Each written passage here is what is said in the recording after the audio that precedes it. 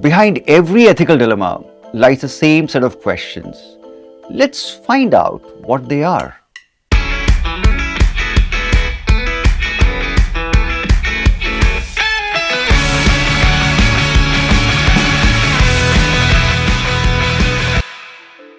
Look at the biggest ethical debates of our time. Artificial intelligence, war, climate change, corruption, banking scandals. The stories are different. The people are different. The consequences are different. But look a little closer. The same questions keep appearing. Who's right? Who might be harmed? What is fair? What do we owe one another? And what kind of person should we become? These questions are not random, they are the foundations of ethical thinking. And today's episode, we'll discover the 6 building blocks from which every ethical debate is built. Let's begin with the first one. What matters?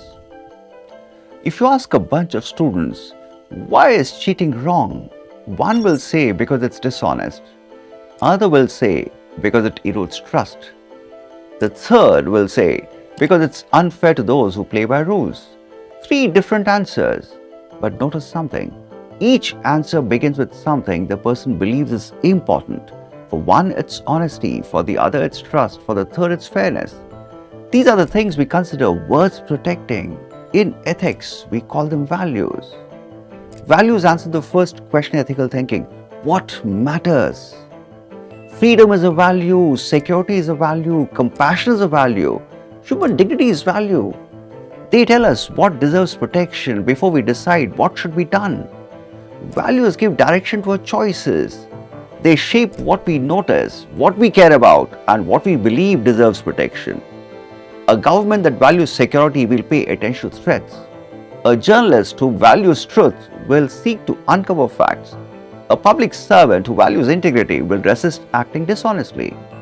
Our values therefore influence the questions we ask, the choices we consider, and the reasons we give for our decisions. So the first building block of ethics is values. It tells us what matters. It tells us what is important to us. Knowing what is important and what matters does not yet tell us exactly what to do. That brings us to the second building block, principles. Imagine you value honesty. Does that mean you must always tell the truth, even if telling the truth puts someone's life at risk? Or suppose you value fairness. Does fairness always mean treating everyone exactly the same? Not necessarily. Values tell us what matters. Principles translates those values into guidance for action. If honesty matters, a principle may be tell the truth. If human dignity matters, a principle may be treat every person with respect. If life matters, a principle may be protect people from serious harm. Principles therefore help us move from what we consider important to what we should do. Think of it this way. Values give ethical directions. Principles turns the direction to standards for action. So second building block of ethics is principles. They answer the question, how should we act? But ethics is not concerned only with the standards we follow. It also asks what kind of character we develop through our choices. That brings us to the third building block, virtues. Imagine 2 people return a lost wallet. One returns it because there are cameras nearby. The other returns it because keeping it would be dishonest. The action is the same, but the reason is different. And that difference matters. Ethics is not only concerned with what we do, it is also concerned with the qualities of character behind our actions. Honesty, courage, compassion, these qualities are called virtues. For Aristotle, virtue is a quality of character developed and expressed through habitual action. The word habitual matters. A person does not become honest by telling the truth once, or courageous by making one brave choice. Virtues develop through repeated actions. Over time, these actions become part of a character, and character shapes how we respond when difficult situations arise. It influences what we notice, what we value, and what we are prepared to do. So ethics is not only about choosing the right action, it is also about becoming the kind of person from whom right action is more likely to follow. That brings us back to the central question: what kind of person should we become? So, the third building block of ethics is virtues. Just to recap, values tell us what matters, principles guide our actions, virtues shape our character. But we do not live alone. Our choices affect other people. And that raises the next question: what do we owe one another? That brings us to the fourth building block: rights and duties. Imagine a doctor learns something private about a patient. The patient has a right to confidentiality. That right places a duty on the doctor to protect that information. This is a connection between rights and duties. A right is a legitimate claim or entitlement, while a duty is an obligation to act or sometimes not to act in a particular way. If someone has a right to privacy, others have a duty not to intrude without justification. If a child has a right to education, the state has a duty to make education accessible. Rights therefore protect important interests such as life, liberty, privacy, equality, and dignity. Duties tell individuals and institutions what they must do to respect and protect those interests. Some duties require action. A government may have a duty to protect people from violence. Other duties require restraint. A public official has a duty not to misuse authority. So, rights and duties help define ethical boundaries of a relationship. Remember, boundaries of relationship. They remind us that our choices are not only about what we want to do, they're also about what others are entitled to expect from us. So, the fourth building block of ethics is rights and duties.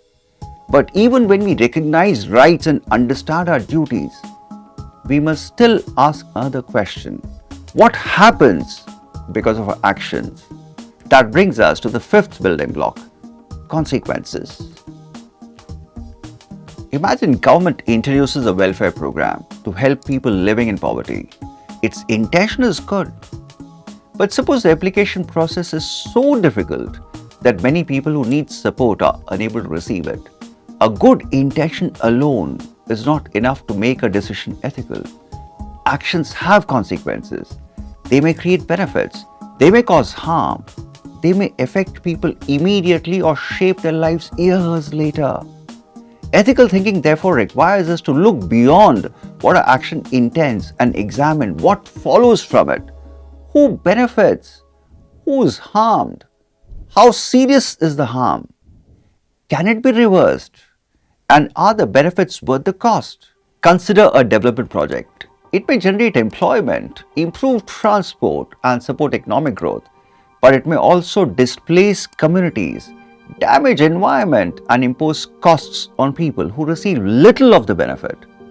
The project cannot be judged only by what it promises. Its consequences matter too. But consequences are not always easy to predict. Some are immediate, others appear slowly. Some affect a few people deeply, others affect many people in smaller ways. Some are intended consequences, others are unforeseen. And sometimes a decision that creates a large overall benefit may still place unfair burden on a minority. That is why consequences are an essential building block, but not the only one. So the fifth building block of ethics is consequences. Good intentions matter, but outcomes matter too. And once we examine who gains, who loses, and who carries the burden, another question appears: is the decision fair? That brings us to the next building block: justice. Imagine a hospital has only one available intensive care bed, but several patients urgently need it. The hospital cannot give bed to everyone. It must decide who should receive it. Should it go with the person who arrived first, or to the person in the most serious condition, or to the person who is most likely to recover? The question is not simply whether the hospital should save a life. It is how a scarce benefit should be distributed fairly. That is the first dimension of justice, distributive justice. It asks how burdens, benefits, opportunities, and responsibilities should be shared. Fairness does not always mean giving everyone exactly the same thing. People may have different needs, face different disadvantages, carry different burdens. A fair distribution must therefore consider which differences are ethically relevant. But justice has a second dimension, procedural justice. This asks whether the process used to make the decisions fair. Were the rules clear? Were they applied consistently? Were the people affected given a fair hearing? So justice is concerned not only with what people receive, but also with how decisions concerning them were made. A decision may produce useful results and still be unjust if its benefits are distributed unfairly, if the burdens fall repeatedly on the vulnerable, or the process favors some people over others. So the sixth building block of ethics is justice. These six building blocks are not separate lessons to be memorized. Together, they form the basis of ethical thinking. They help us understand what a difficult decision involves, reason through the choices before us, and arrive at a judgment we can justify. Because ethics is not only about knowing what is right, it's also about learning how to think, how to choose, and how to live ethically. So long, happy learning.